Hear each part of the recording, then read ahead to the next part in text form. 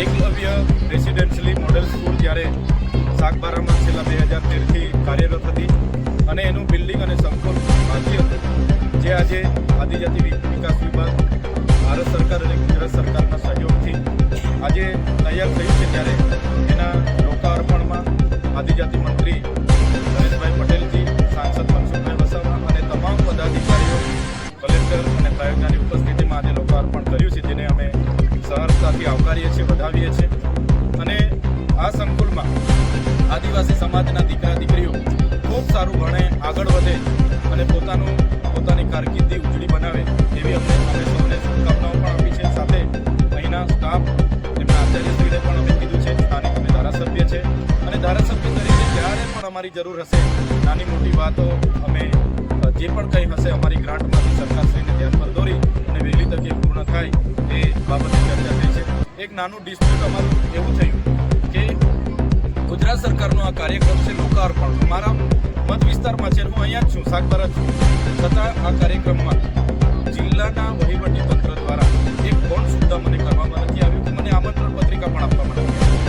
ત્યારે એક લોકોના ચૂંટાયેલા પ્રતિનિધિ તરીકે મારા મત વિસ્તારમાં સરકારનો આટલો મોટો કાર્યક્રમ થતો અને મારી અવગણના કરવામાં આવે, મારી અવગણના નથી, પણ એ મને જે લોકોએ ચૂંટીને ધારાસભ્ય બનાવ્યો છે એ લોકોની અવગણના છે. અને અમે અહીંયા આવીને બાળકોને પ્રોત્સાહન પાડીએ એમાં તો કોઈને શું કામ વાંધો હોવો જોઈએ, મને બોલાવવા જોઈએ.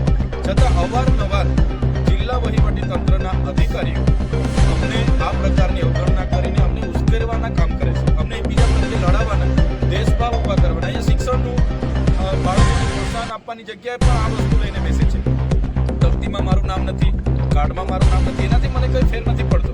અમે તો લોકોના મનમાં વસેલા છે, લોકોના દિલમાં વસેલા છે, અમને તકલીફ આપવાની જરૂર નથી. પણ જે અમારા લોકો વચ્ચે અવગણના થાય અને અમારા લોકો અમને કહે કે સાહેબ અમારે ત્યાં કાર્યક્રમ છે, તમે આવજો, ત્યારે અમને અમારા સ્વાભિમાન પર અસર પડે છે, સ્વમાન પર અસર પડે છે.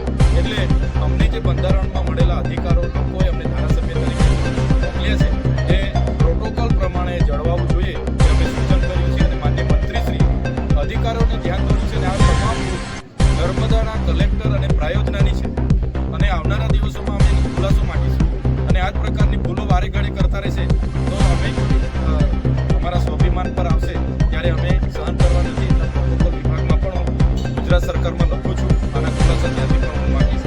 આજે ખૂબ સારો કાર્યક્રમ થયો, શાળાના બાળકોએ પોતાની કૃતિઓ રજૂ કરી, શાળાના વાતાવરણ પણ ખૂબ સારું છે, બાળકો ખૂબ સારી રીતે ભણે, આગળ વધે અને ખૂબ પોતાની કારકિર્દીમાં સારી પોસ્ટ પર આગળ જાય એવી અમે સૌને શુભકામના આપીએ છીએ.